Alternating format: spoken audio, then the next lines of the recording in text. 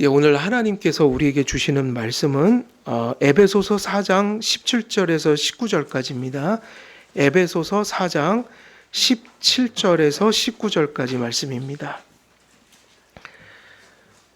17절에서 19절까지 말씀 제가 봉독해 드리도록 하겠습니다.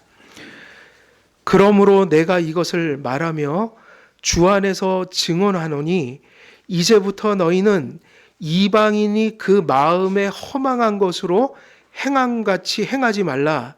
그들의 총명이 어두워지고 그들 가운데 있는 무지함과 그들의 마음이 굳어짐으로 말미암아 하나님의 생명에서 떠나 있도다. 그들이 감각 없는 자가 되어 자신을 방탕에 방임하여 모든 더러운 것을 욕심으로 행하되. 아멘. 오늘 말씀은 이제 17절 하반절 말씀입니다.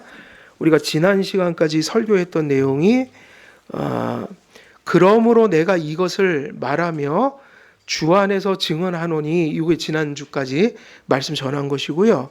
오늘은 이제 하반절입니다. 이제부터 너희는 이방인이 그 마음에 허망한 것으로 행함과 같이 행하지 말라. 자, 우리가 지난 시간에 전했던 내용은 이제 뒤에 이렇게 이제 계속 실천에 대한 구체적인 말씀을 주실 때 결국은 17절 상반절은 어떤 의미라고 그랬습니까? 뒤에 지금부터 설교하는 내용들이 어떻게 전달하겠다라는 의지였습니까? 매우 엄중하고 간절하고 권위 있게. 그러면은 엄중하고 또 간절하고 권위 있게, 이 말은 뭐 여러 가지로 이런 정서를 표출할 수 있지만 여기서 얘기하는 이 모든 것은 어디서 오는 것이에요? 주 안에서 이 얘기를 썼으니까 이거는 내가 그렇게 중요하게 여기서 이 얘기도 아니고 그 어떤 세상의 흐름이 그러니까 나도 너희한테 이런 얘기도 아니고, 이거는 누가 옳다고 하든 그르다고 하든 그게 중요한 게 아니라 어디 안에서 얘기하는 거다. 그러니까 이거는 어쩔 수가 없다는 얘기예요. 주 안에서 이것이 우리 삶의 표준이다. 항상 우리는 말씀을 우리 삶에다가 맞추려고 하는 그 죄성이 있어요. 근데 원래는 말씀은 우리에게 맞추는 게 아니라 우리가 어디다 맞추는 거죠. 그래서 잘못됐으면 회개하고, 또 그게 옳으면 인정하고, 또 그게 하나님의 복된 말씀이면 감사하고, 모든 것이 다 어디에 맞춰져서 일어나는 일들이에요? 하나님. 그래서 애초에 말씀을 내게 갖다 맞추려면 예배는 의미가 없는 거예요. 예배는 우리를 하나님께 맞추기 위한 거예요.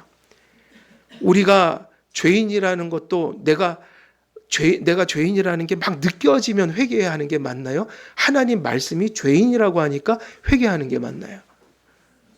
루터와 칼빈은 그렇게 가르쳤어요. 이게 오늘날 다 이게 망가진 거예요. 내 감정이 뭔가 막 눈물 흘리고 북치고 장구치면서 회개하는 분위기, 무드를 만들면 회개했다. 그게 아니라 솔직히 말하면 우리는 회개하고 싶은 마음이 들 때가 많아요. 회개를 안 하려고 하는 고집이 셉니까? 회개를 안 하고자 하는 게 우리 본성이에요. 우리가 언제 가슴이 동해서 회개할 마음 될 때까지 기다려, 그게 아니라 의지적으로 회개하는 거죠. 그 진짜 회개는 뭐냐면 하나님이 그게 아니래. 그래서 나는 회개해야 돼. 이게 진짜 믿음인 거예요. 루터도 그렇게 가르쳤어요. 우리가 의인이라는 것도 어떻게 믿어야 되죠?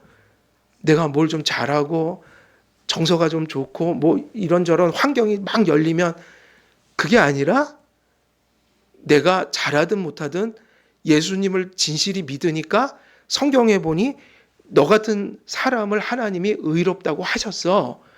성경이 그렇게 쓰여 있어서 내가 나를, 비록 죄인이지만 오늘도 하나님이 나를 받아주시는 그 예수 그리스도의 의가 내게 전가됐다는 믿음으로 하나님이 나를 의인이래 해갖고 오늘도 부족하지만 나는 하나님 앞에 나갈 수 있는 자녀야, 이러고 예배를 드리는 거라고요.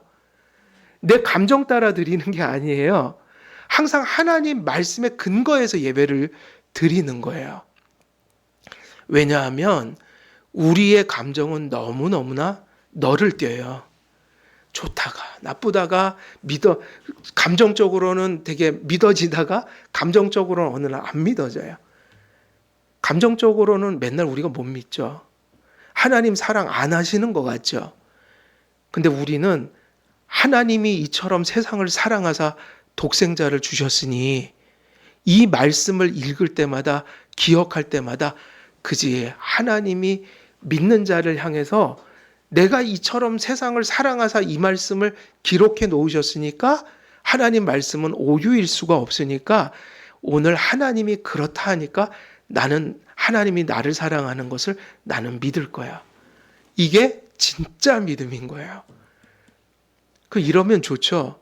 내 감정도 항상 날마다 그냥 해가 반짝반짝 뜨고 이래서 내가 하나님 말씀과 내 감정도 일치하면 너무 좋겠지만 인생사는 그럴 때보다 안 그럴 때가 훨씬 많단 말이에요.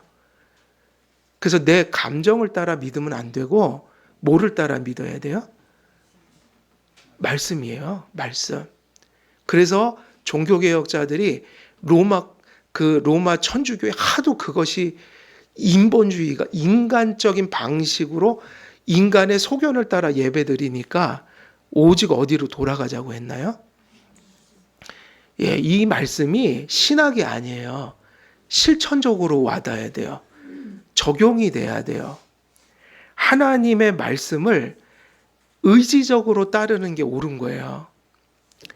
그래서 오늘 이 바울이 엄중하게, 간절하게, 그리고 권위 있게 이것을 실천하는 생활이 중요하다라고 할 때 그 모든 것들이 어디서 주 안에서 이 말씀이 되게 중요하다. 주 안에서 모든 권위는 어디서 나오는 걸까요? 사람에게서 나오는 게 아니라 그게 주 안에 있느냐, 주 밖에 있느냐. 여기서 모든 권위, 그 하는 이야기들의 신빙성과 정당성이 나오는 겁니다. 여러분들이 아이들 자녀 교육할 때도 그래서 지혜롭고 방법은 여러 가지를 생각해야 되지만 결국 내용은 뭐여야 되는 거예요? 내용은 하나님의 말씀에 일관돼야 돼요. 뭐 방법은 저도 몰라요. 방법은 애를 막 다독이든 어쩔 땐 혼을 내든 선물을 사주면서 회유를 하든 그거는 모르겠어요. 그거는 정해진 게 아니거든요. 다 때에 맞는 상황이 있는 것일 뿐인데 중요한 건 내용이 일관돼야 돼요. 항상 아이들에게 뭐를 전달해 줘야 돼요? 어떻게 전달하든. 또 부부 사이도 마찬가지입니다. 아내가 남편을 위하고 또 남편이 아내를 위하고 아내가 남편을 위한다면 항상 모든 일을 같이 의논하고 그렇게 할 때 누구의 말씀에 일치된 것을 자꾸 제시해 줘야 돼요, 서로가. 그죠? 한 사람이 타협하고 있으면 여보 그 길이 아니야 라고 얘기해 줘야 되는 거고. 근데 중요한 건 뭐죠? 그거를 짜증내고 싸우고 무시하고 이렇게 하지 말고 좋은 그릇에 담아서 하는데 그건 저도 잘 못하니까 잘 모르겠고요. 중요한 건 그건 여러분들의 삶 속에서 여러분들 지혜의 역량대로 해야 될 일이고 중요한 건 이렇게 전하든 저렇게 전하든 그 내용이 뭘 가지고 얘기를 해야지 그 집안이 되는 겁니까? 하나님 말씀을 얘기해 줘야 돼요. 일관돼야 된다. 일관돼야 됩니다. 그래서 사도 바울이 17장 전반절에서 얘기한 건 바로 그 부분이에요. 그리고 이제는 내용이죠. 근데 이 내용을 얘기할 때 아주 큰 원리 하나를 던져놓고 이제 구체적인 거로 들어가요. 무슨 얘기를 하죠? 이제부터 너희는 이방인이 그 마음에 허망한 것으로 행함 같이 어떻게 하지 말라? 예, 이제부터 이제 내용이 나오기 시작해요.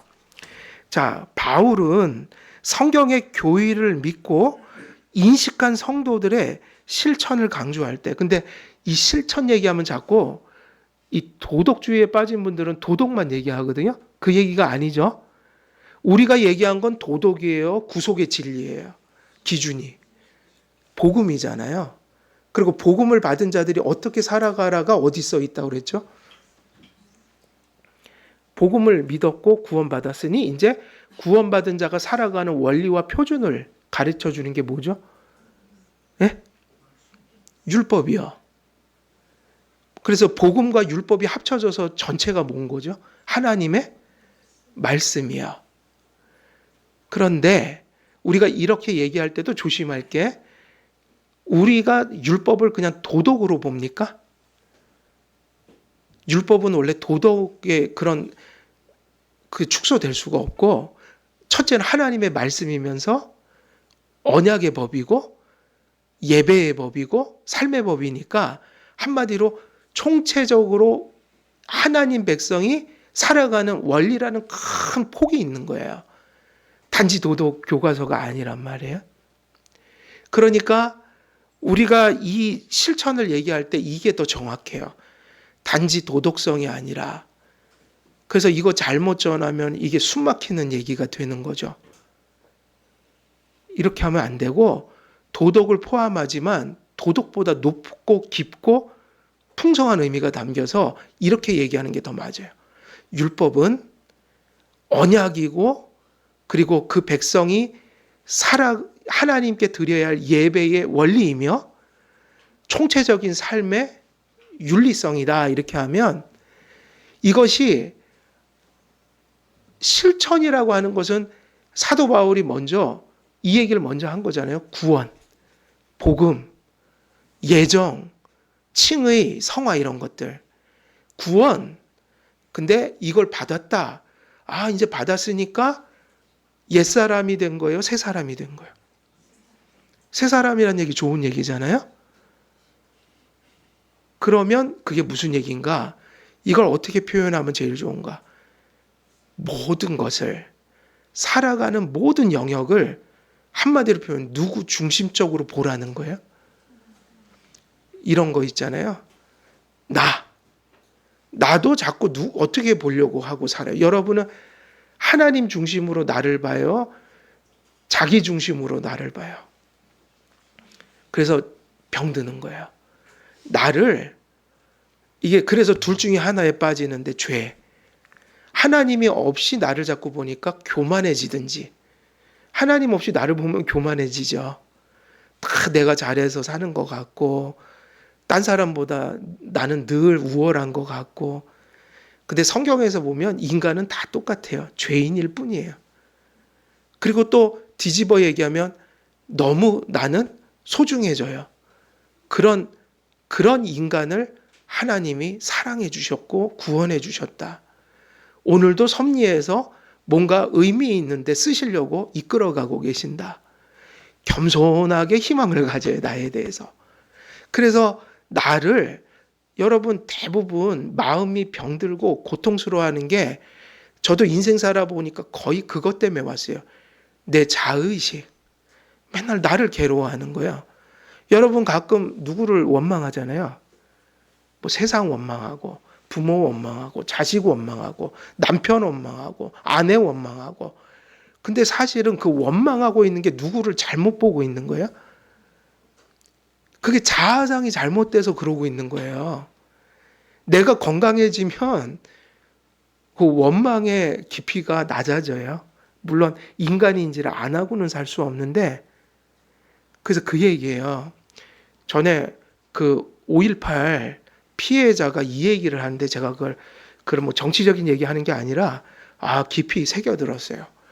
5.18을 겪고 거기서 막 몸이 다 정신이 망가져 버렸는데 그렇게 전두환이가 밉더라는 거예요.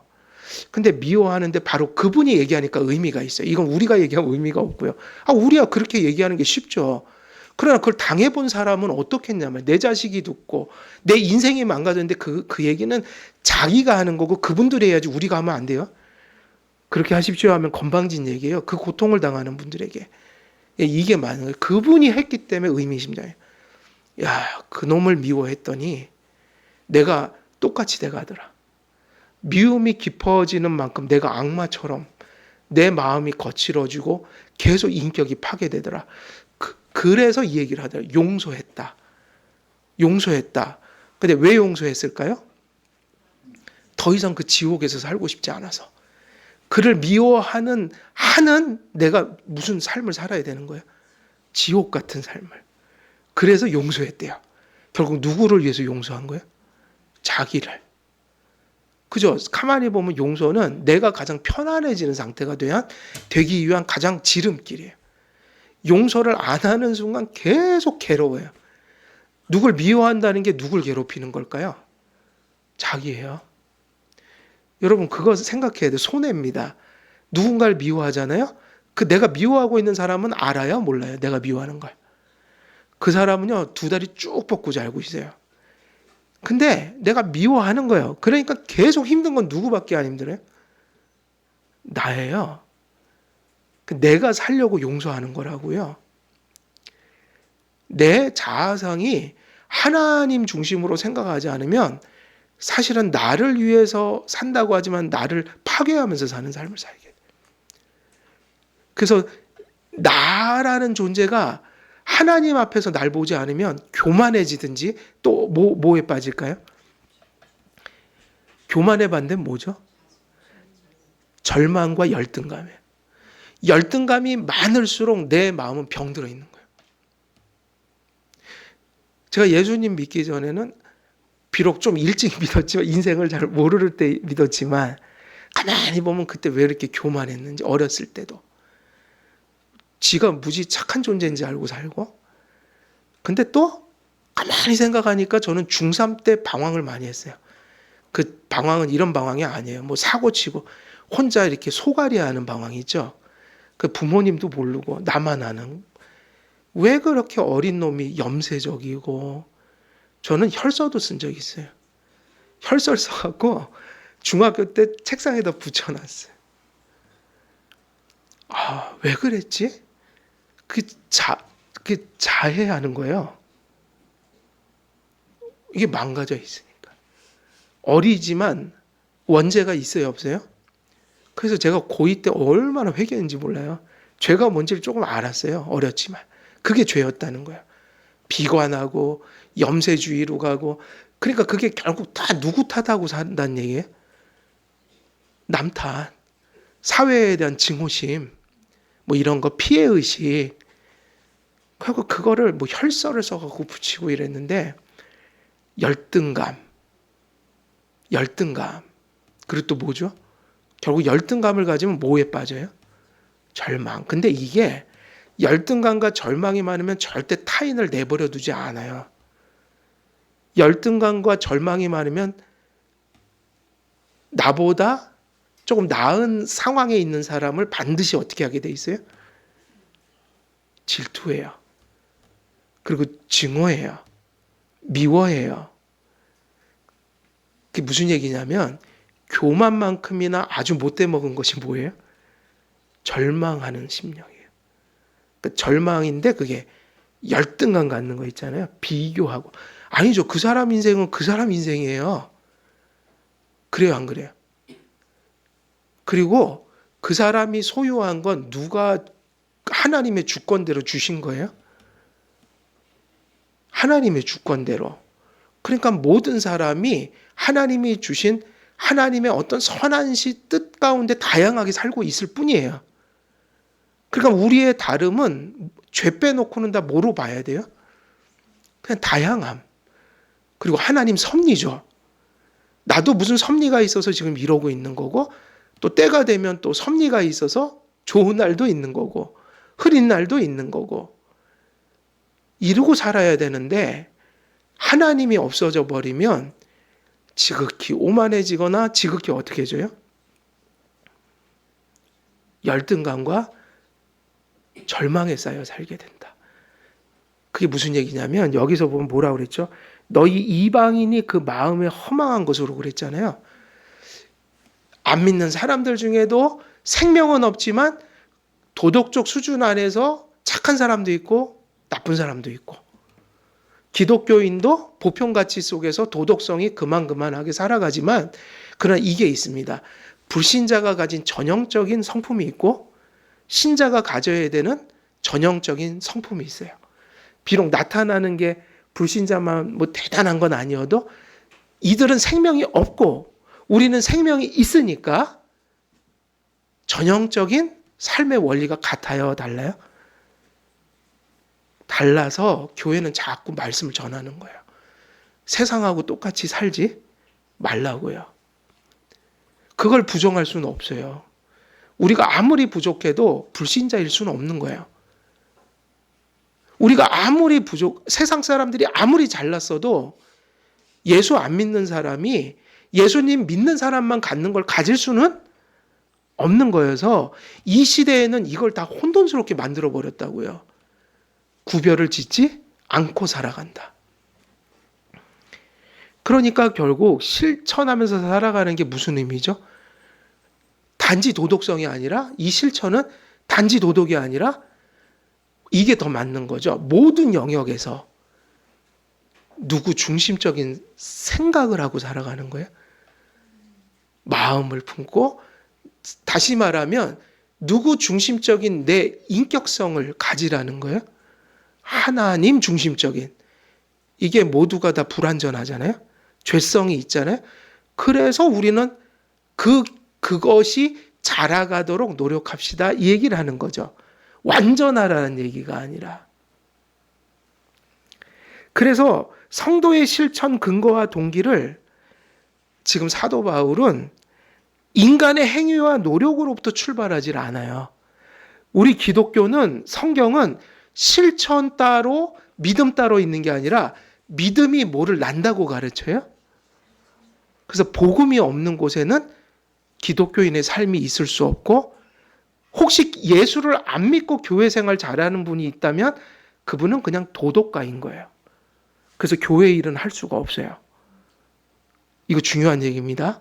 성령 받고 진리가 가슴속에 살아있어야지 성도로서 살아갈 수 있고 교회 일을 볼 수 있는 거예요. 그래서 이런 일이 있어요. 착한데 신앙적이지는 않아. 교회에 무슨 얘기를 제시를 하면 성경적이지가 않아서 힘들어요. 이게 이해가 갑니까? 무슨 얘기인지? 착한 거 갖고 교회 일을 하는 게 아니라는 얘기예요. 다시 말하면 교회는 교회의 원리가 있어요.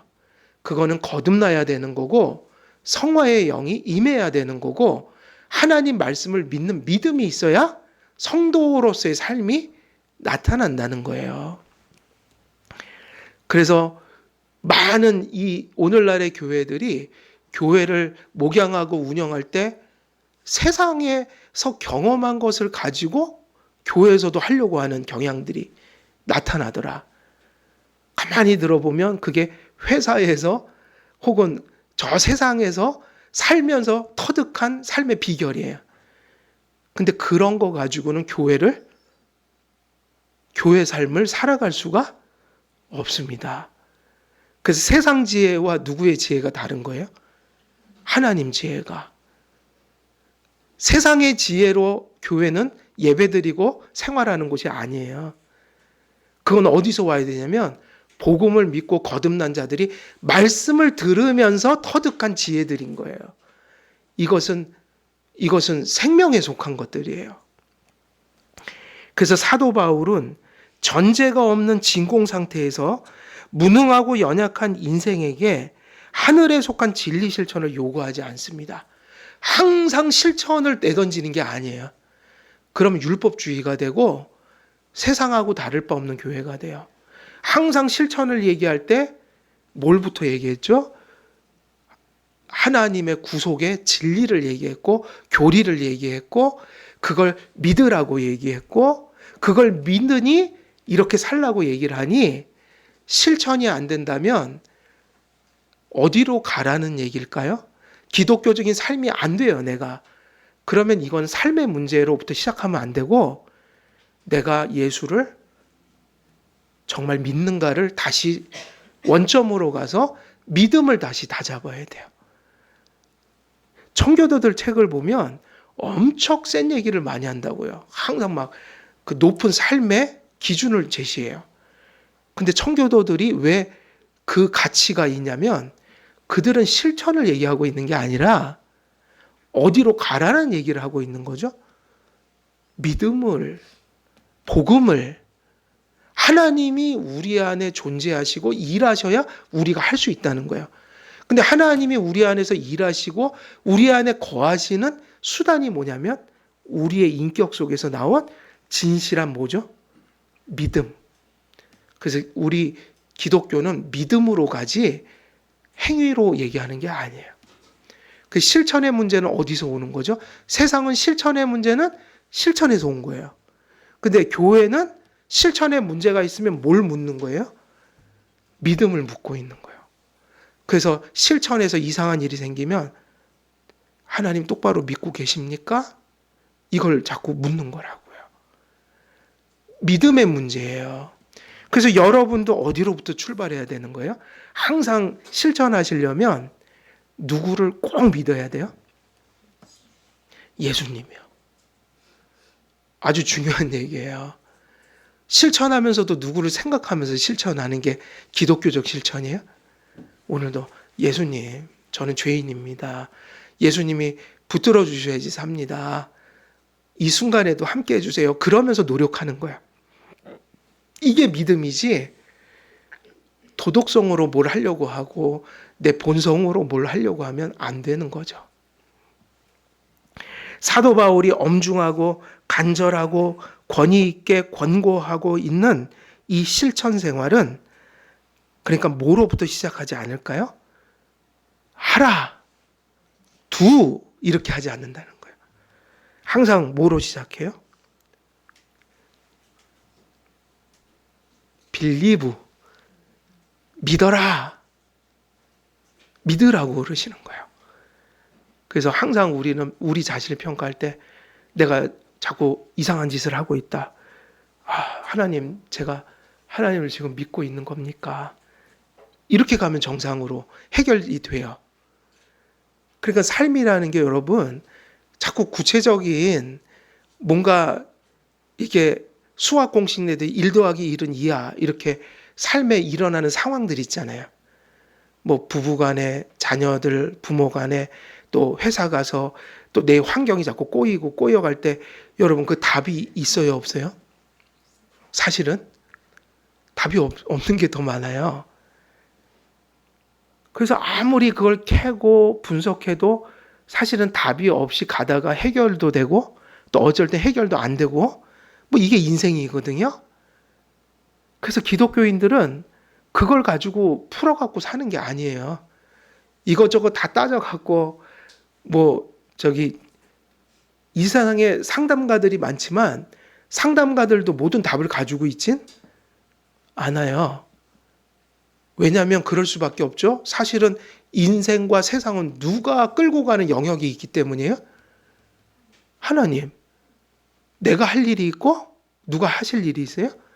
하나님. 우리가 인생이 보편가치와 우리가 배운 지식과 통찰력으로 세상에 속한 일들을 분석하고 오은영처럼 막 풀어내고 해도 인간이 할 수 있는 한계가 있어서 상담받는다고 모든 게 해결되지는 않잖아요. 그 얘기는 뭐냐면 답이 없다는 얘기예요. 누가 딱 잡고 계신 게 있다고요? 하나님. 그래서 우리가 풀 거는 우리가 노력하면서 풀려고 노력해도 이거는 하나님께 기도하면서 겸손히 절 좀 살려주십시오. 이런 자세가 돼야지 인생의 어떤 문제들이 해결될 수 있다. 인생이 어려울수록 주님과 더 멀어지는 분들이 많아요. 잘 될 때는 주님께 잘 나오다가 조금 힘들면 오히려 사실 그때 더 누구를 붙들어야 되는 시간이에요. 근데 보통은 안 그러더라고요. 아니 근데 그때 진짜 기도해야 돼요. 왜냐? 우리가 해결할 수 없는 일이 반드시 있다. 그래서 이게 지혜거든요. 우리가 할 수 있는 것은 열심히 하고 할 수 없는 것은 할 수 없다고 겸손히 인정하면서 누구에게 간구하는 거예요? 하나님이요. 근데 이게 인생이에요. 답을 다 내려고 하면 안 돼요. 그래서 우리는 하라고 먼저 얘기하지 않아요. 뭐 하라고 얘기한다고요? 믿어라. 그래서 바울은 지금 그렇기 때문에 이방인처럼 살지 마 이랬잖아요. 지금 그 구절이 그 얘기잖아요. 이방인처럼 행하지 마.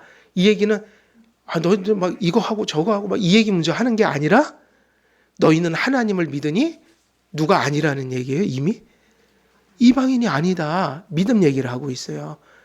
거듭났다. 죄의 지배력이 살았어요? 죽었어요? 죽었어요. 비록 우리 안에 죄가 많지만 아직도 지배력은 죽었어요. 옛날처럼 우리를 이리저리 끌고 다닐 수는 없어요, 죄가. 근데 왜 죄에 빠져가죠? 우리가 싸우질 않으니까.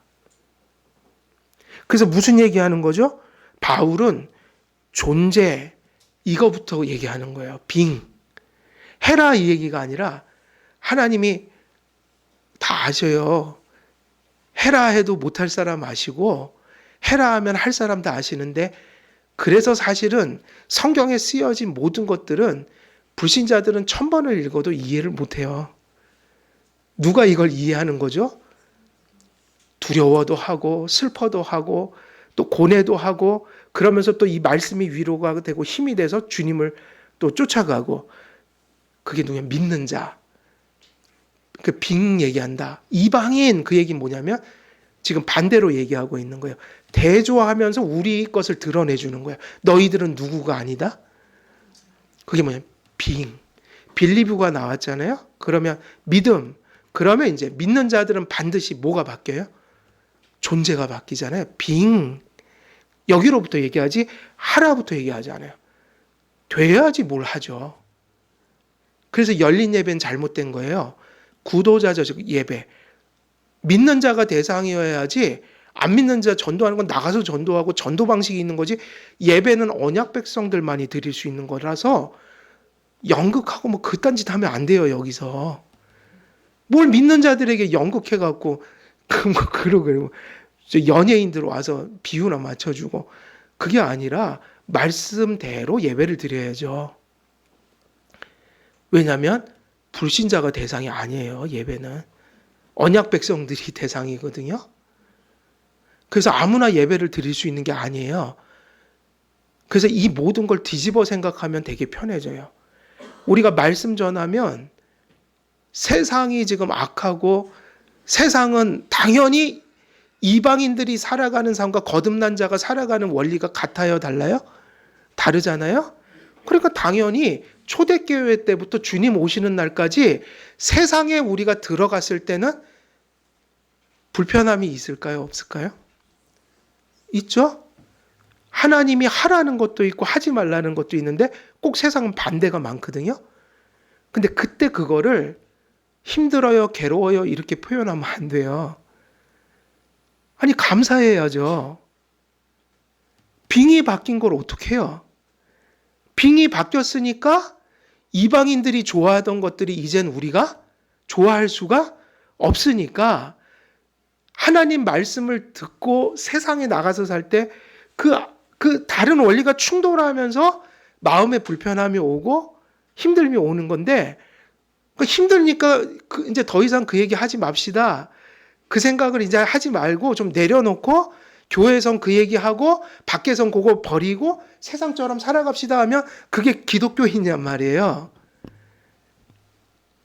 부담스럽고 힘든 거는 안고 가야 될 운명이에요. 그게 괴롭다는 것이 감사한 이유는 이방인들과 다른 뭐가 내 안에 들어와서 서로 기준이 달라져 버려서 그러니까 이 얘기거든요. 하나님이 물고기로 지으셨어요. 그죠? 그럼 물고기는 호흡을 들짐승처럼 하지 않아요. 존재가 그런 걸 어떻게 해요?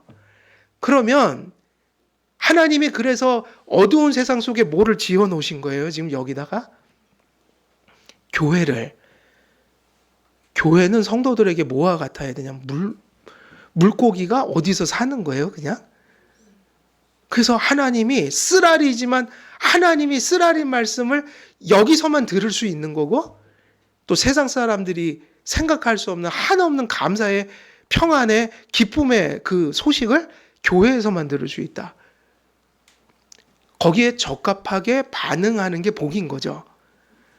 당연히 하나님이 두려움을 가지라고 그런 말씀을 써놓고, 그러니까 그런 말씀, 경계의 말씀을 들을 때는 마음이 두려워져야 되고, 하나님이 위로를 하시려고 교회에서 위로의 말씀을 전하면 우리 빙이 바뀌었으니 우리 마음은 또 어떻게 반응해야 돼요? 위로를 느끼면서 감사하면서 평안함을 느끼면서 반응해 드려야 되고. 그럼 그게 뭐냐? 부담스럽고 때로는 뭐 저희가 출애굽기 얘기할 때처럼 거룩한 뭐가 있다고 그랬죠? 부담감. 근데 그것도 살아 있어서 느끼는 거를 그렇게 생각한다면 그거는 있는 게 좋은 거예요? 없는 게 좋은 거예요? 그게 옳은 거라고요. 근데 이 물고기가 세상 밖으로 튀어나가면 그게 자유입니까? 죽음입니까? 물고기는 물이 있어야 호흡을 하는데 이게 밖으로 튀어나가서 세상에 나가버리면 호흡이 안 된다. 그래서 우린 거꾸로 지금 살고 있는 거예요. 저기 사람들이 바닷물 속에 들어갈 때 산소통 메고 가잖아요. 근데 우리는 거꾸로 여기다가 물통을 이렇게 해갖고 거기서 이제 호흡하면서 세상에 잠깐 나갔다 들어오는 거예요. 제가 보니까 그 왜 바다 저기 무슨 만화에서 그렇게 하대요. 거기서 배경이 바다거든요. 물고기 이런 게 주인공들이에요. 거기 나오는. 그러니까 얘네들이 밖에 나갈 때는 뭐를 메고 나가요? 이게 우주복처럼 생긴 데다가 물을 담아갖고는 여러분 우리가 물고기면 지금 밖에 그걸 가지고 나가야 돼요. 우리가 밖에서 사는 사람이니까 물속에 들어갈 땐 산소통을 메고 들어가잖아요. 그럼 이제 세상에 살다가 탁 풀고 여기 와서 이제 좀 편하네. 그지. 그런 말씀을 하나님 말씀드리니까 이제 속이 뻥 뚫린다. 이게 정상이니까 여러분들이 빙이 바뀐 이상은 그 여러분들이 말씀을 듣고 믿고 그래서 실천적인 삶으로 나아갈 때 그 긍정적이고 부정적인 모든 그런 우리의 반응을 성경적으로 잘 해석해야지. 그러지 않으면 좋은 것을 나쁜 것으로, 나쁜 것을 좋은 것으로 호도하고 잘못된 길을 쫓아갈 확률이 되게 높아요. 이것이 무엇을 지금 얘기하고 있냐면 사도 바울은 그걸 얘기하고 있어요. 너희는, 그러니까 이게 벌써 언제 쓰여진 말씀이에요? 이게 몇 세기 말씀입니까? 네? 몇 세기 말씀이죠? 1세기예요. 초대교회 때.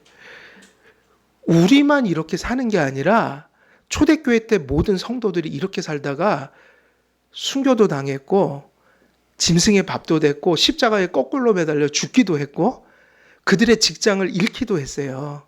1세기 때도. 이렇게 얘기를 하니까 어쩔 수가 없는 거예요. 그 당시에. 뭐라고 그랬죠? 사도 바울은 이렇게 얘기해서 이제부터 그랬죠. 언제부터죠? 1세기 때부터. 그러면서 그러니까 우리가 이것도 좀 생각을 버리긴 해야 돼. 지금 시대는 너무 힘들어요. 초대교회 때는 안 힘들었을까요? 한 번도 변한 적 없어요. 똑같아요. 뭐라고 그랬냐면 이제부터 너희는 뭐가 아니다? 이방인이 그 마음에 허망한 것으로 행한 같이 뭐 하지 말라? 이것 때문에 우리는 이제 약간 부담스러운 삶을 사는 거예요, 지금. 이 말씀을 그냥 없애버리거나 사도 바울이 안 했거나 여기 기록이 안 돼 있으면 우리는 지금 자기 욕구대로 살면 됩니다. 근데 성경은 그렇게 얘기하지 않고 있어요. 가정에서, 교회에서, 직장에서 기독교인은 절대로 해야 할 일이 있고 하지 말아야 될 일도 있는 거예요. 이방인처럼 직장 생활하면 안 되고 누구처럼 해야 돼요? 이방인이 아닌 자로서 직장 생활해야 돼요. 근데 모든 부담은 여기서 오잖아요. 근데 그 부담이 뒤집어 얘기하면 축복입니까? 저주입니까? 그게 축복입니다. 그러니까 이렇게 하는 게 맞아요. 내가 연약해서 그걸 연약하면 그걸 다 못하잖아요. 넘어질 때도 많잖아요. 그러면 이때 하나님 말씀이 힘들다고 자꾸 그거를 자꾸 언어에서 없앴으면 좋겠어요. 이게 맞죠? 하나님 말씀은 복된 길이고 좋은 길이지만 제가 너무 연약해서 여기까지밖에 못 사니까 하나님 더 큰 힘을 주세요. 이러고 가야지 뭐가 해결돼요. 오늘날은 아예 이 말씀을 눈을 가리고 안 보려고 하는 거예요. 이게 지금 목회 현장의 현실이에요. 이게 현실이에요. 그래서 무슨 교회가 나왔냐? 로버트 슐러 같은 그런 목사들이 수정교회 같은 거나 져놓고 결국은 그것도 망했어요. 잘된 것만 아니에요. 부도났어요. 그 엄청난 그 건물이 부도났다고요. 로버트 슐러. 들어보셨죠? 로버트 슐러. 번영의 신학. 그래서 무엇으로부터 시작하냐면 믿음으로부터 시작하고 그 다음에 실천을 얘기하기 위해서 뭐를 얘기하죠? 존재를 얘기하죠. being. 그래서 여기서 우리가 위로가 돼야 돼요. 자꾸 하라 마라 여기부터 생각하지 말고 왜 자꾸 하라고 하시는지, 왜 자꾸 그 길은 아니라고 하시는지. 이유는 율법주의가 아니에요. 너희가 믿었고 내가 너희 안에 거하고 또 너희가 내 안에 거하니까 너희는 이방인이 아니니까 너희는 내가 끝까지 지켜줄 내 사랑하는 누구다? 자녀니까 나는 너희에게 내가 너희의 가슴 속에 준 그 새로운 생명과 너희의 가슴 속에 지금도 끊임없이 공급해주고 있는 나의 말씀과 은혜로 그리고 한 번 들어오시면 떠나지 아니하시는 누가요? 성령님의 실제 때문에 그걸 의지하여 너에게 그 삶을 살아가라고 권면하노라. 그러니까 앞에 무진장 많은 전제가 달려 있어요. 우리 기독교인이 뭐를 실천한다는 얘기 속에는. 이거를 잊어버리면 안 된다는 얘기예요. 그래서 하나님께서 받으실 만한 행위는 그리스도 안에서 그리스도의 생명으로부터 비롯된 실천의 열매를 의미합니다. 하나님께서 받으실 만한 그 실천의 열매는 자기 의에 가득 찬 단지 도덕적 행위가 아니라, 그래서 이게요, 이 의식을 가진 자와 안 가진 자의 차이가 뭐냐면, 이 의식을 가진 분들은 하나님 앞에 많은 노력과 또 많은 수고를 할지라도 이 사람들의 정서 속에는 뭐가 나올까요? 이게 두 가지 극명한 차이인데, 한 사람은 감사를 해요.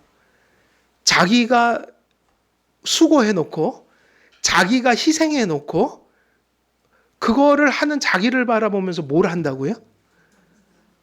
감사를 한다고요. 이게 은혜의식 때문이에요.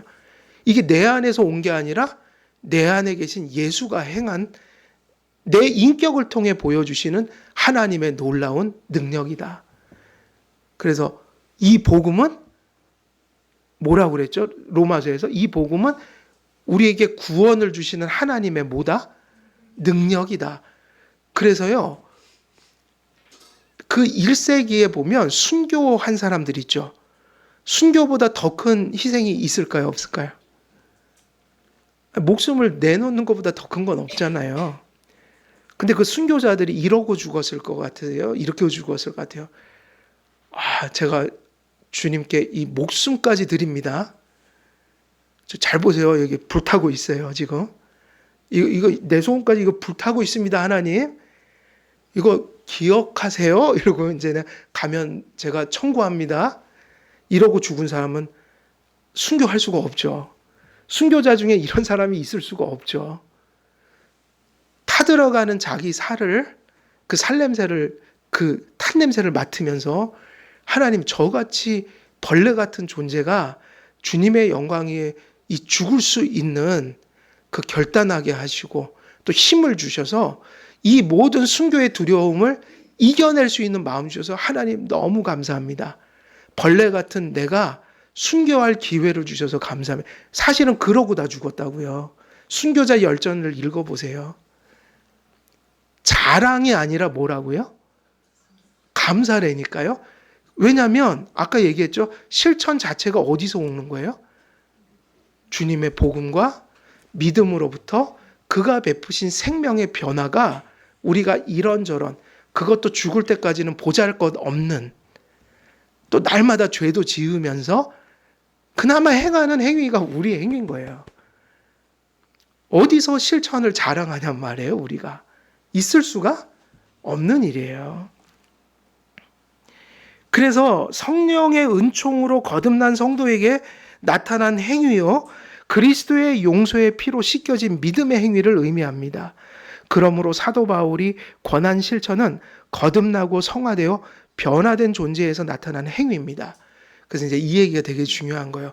아까 얘기했듯이 예수님을 믿는 사람으로 살아가는 데는 우리 안에 죄가 있는 한 또 세상이 악한 이상은 우리가 크리스찬의 삶을 살아가는 것 자체가 어려움이 없을 수가 없잖아요. 그죠? 그러니까 어려움은 있는 거예요. 그런데 그 어려움을 어떻게 해석하느냐가 감사가 될 수도 있고 불평이 될 수도 있는 거예요. 근데 무엇이 정상인 거예요? 그러니까 이 얘기예요. 그게 하나님 말씀이 아니라면, 그게 하나님의 말씀이 아니라면, 그게 하나님의 뜻이 아니라면 굳이 그런 부담을 가질 필요는 없는데, 근데 힘들긴 해요. 어렵기도 해요. 부담감도 밀려와요. 그게 누구 모습이었어요? 출애굽기에서? 모세도 그랬잖아요. 근데 그게 잘못된 건 아니고 원래 인간은 약하니까 힘들죠. 그리고 그 힘듦은 어디서 오는 거냐면 대부분 죄성 때문에 오는 거죠. 죄가 아직 남아있으니까 선한 게 지극히 기쁘지만은 않은 거예요. 다 우리의 부족함 때문에 느껴지는 어려움이고 부담감이지만 중요한 건 그게 하나님 말씀이라면, 그게 정말 하나님 뜻이라는 게 분명하다면, 그리고 내가 그것을 하나님 중심적으로 성경적인 지혜로 해석할 수 있다면 사실은 그것은 잠시의 기쁨, 또 어찌할 수 없는, 우리가 극복할 수 없는 어려움도 있지만 그것을 능가하는 복과 기쁨을 얻는 그것이 거기 들어있다. 그래서 예수께서 그런 비유를 많이 쓰셨잖아요. 그 예수님이 십자가 지실 때 바로 예수님 자신이 그걸 뭐라고 표현했죠? 해산의 고통이다. 해산의 고통이다. 이스라엘 백성을 광야 가운데 몰아넣었죠. 그거는 거기서 하나님 나라의 성품을 피어오르게 만들려고 고난을 베푸셨어요. 항상 그 복음이잖아요. 좋은 소식. 십자가를 지면 뭐가 있다는 거죠? 부활이. 주님의 말씀을 인하여 잠시 고난을 받으면 힘들지만 사실은 그 고난에 비할 바 없는 영원한 것들이 누려진다. 그러니까 믿어야만 이게 받아들여진다니까요. 이게 안 믿어지면 무슨 얘기를 해도 이 세상의 작은 것 하나 가지고도 그걸 못해요.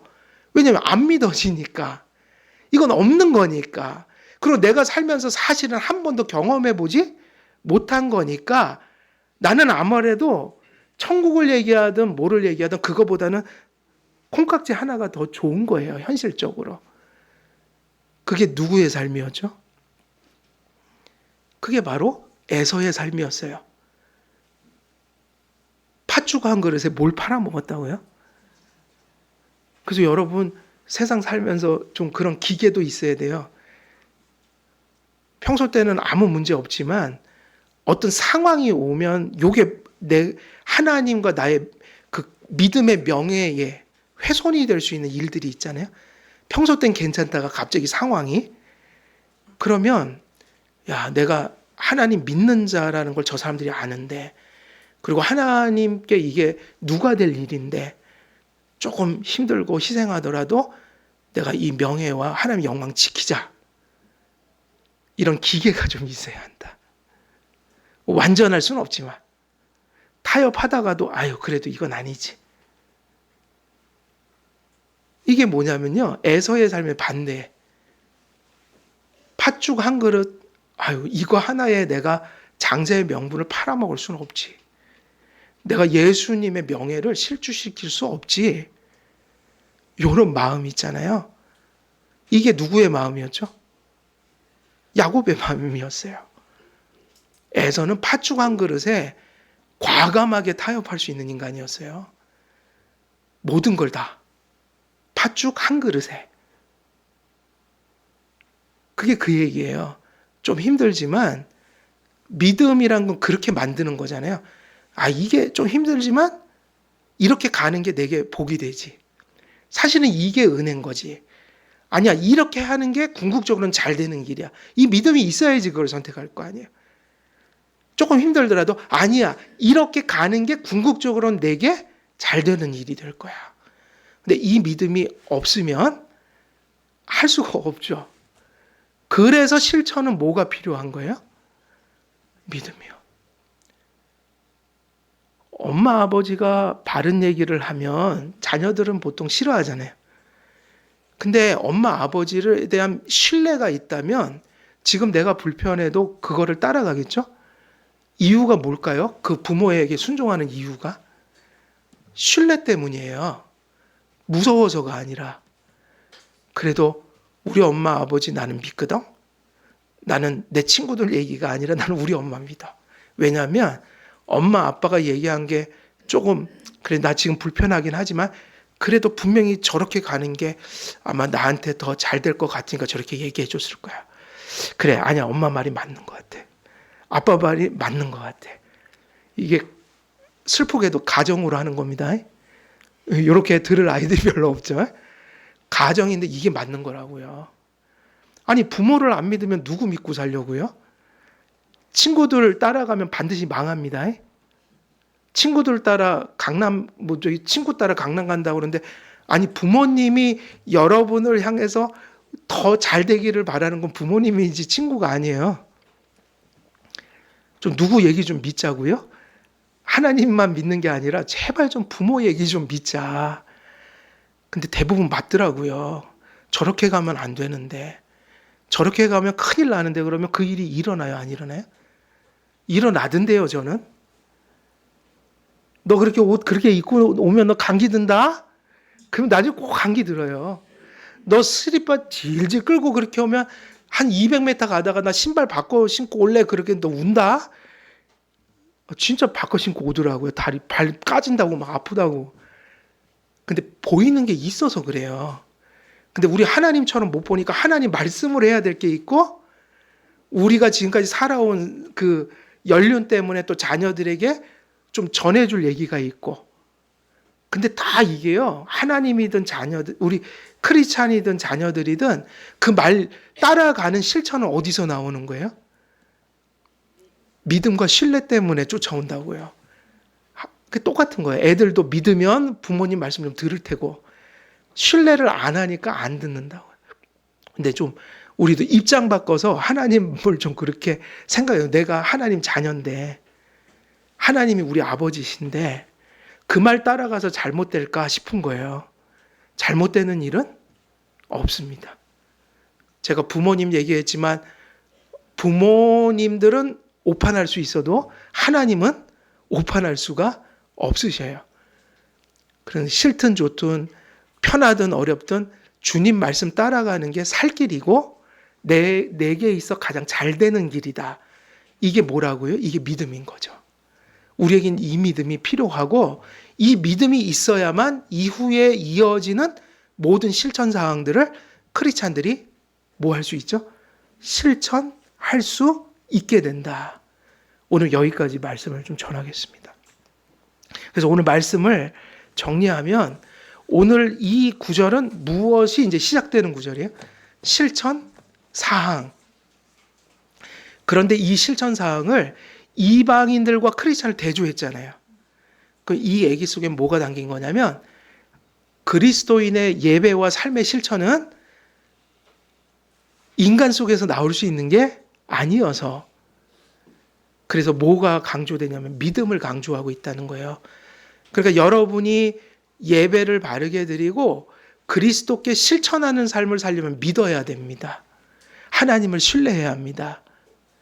그리고 믿는다는 건 뭐로 이어진다고요?